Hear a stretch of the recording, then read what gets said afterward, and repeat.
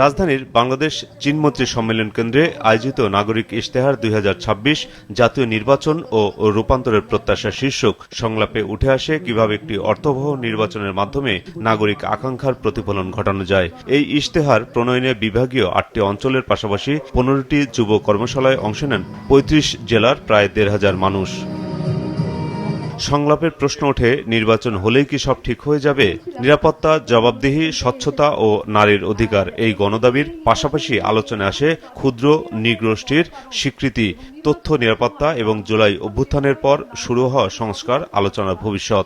আমরা যেভাবে টাকার বস্তা নিয়ে এলাকায় যেতে দেখি, সেই জায়গাগুলিকে যদি আমরা নিয়ন্ত্রণ করতে না পারি, বাংলাদেশের সৎ, যোগ্য, দেশপ্রেমিক রাজনৈতিক শক্তির উত্থান খুবই কঠিন। তরুণদের নেতৃত্বকে সংসদে নিয়ে যাওয়া এবং তরুণ রিপ্রেজেন্টেটিভদের বাংলাদেশের সংসদে যে তরুণরা যেতে পারে, এটা দেখিয়ে দেশের অন্যান্য প্রান্তের তরুণদেরকে আরো বেশি করে উজ্জীবিত করা। সংলাপের বড় একটি অংশ জুড়ে ছিল রাজনৈতিক বাস্তবতা নিয়ে নানা বিতর্ক। নতুন দল হোক বা পুরনো, কেন রাজনীতির মাঠে ছোট দলগুলো বড় হতে পারছে না, সে প্রশ্নও উঠে আসে। চাঁদাবাজিকে, দখলদারিত্বকে, দুর্নীতিকে লাল কার্ড দেখাতে চাই।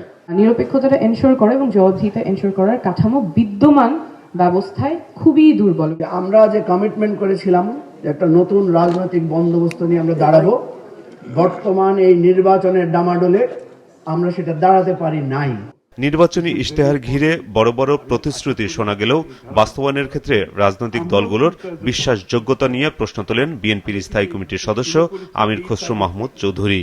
আমরা তো কথা বলি, কিন্তু রাজনীতিবিদদের উপর কেন যেন জনগণের আস্থা আসছে না। এটা তো সত্য কথা, বিশ্বাস করতে চাচ্ছে না। আমার মনে হয় বাংলাদেশের মানুষের মনোজগতে যে পরিবর্তনটা আসছে, দিস ইজ রিফ্লেক্টেড। এটা যারা আগামীতে রাজনীতি করতে চাইবে, be a politician or a political party, এটাকে যারা ধারণ করতে পারবে না এই পরিবর্তনটাকে, I don't think they have a political future in Bangladesh. সামগ্রিকভাবে রাজনীতি, সরকার ও শাসন ব্যবস্থা নিয়ে মানুষের প্রত্যাশা এখন আগের চেয়ে বদলে গেছে বলে মনে করেন সেন্টার ফর পলিসি ডায়ালগের সম্মাননীয় ফেলো দেবপ্রিয় ভট্টাচার্য। আমরা একটা জিনিস বুঝেছি বিগত সময়কালের নীতি পরিবর্তনের চেষ্টা থেকে, শুধু নীতি প্রস্তাব করলে হয় না, নীতিকে বাস্তবায়নের জন্য জবাবদিহিতাকে নিশ্চিত করতে হয়।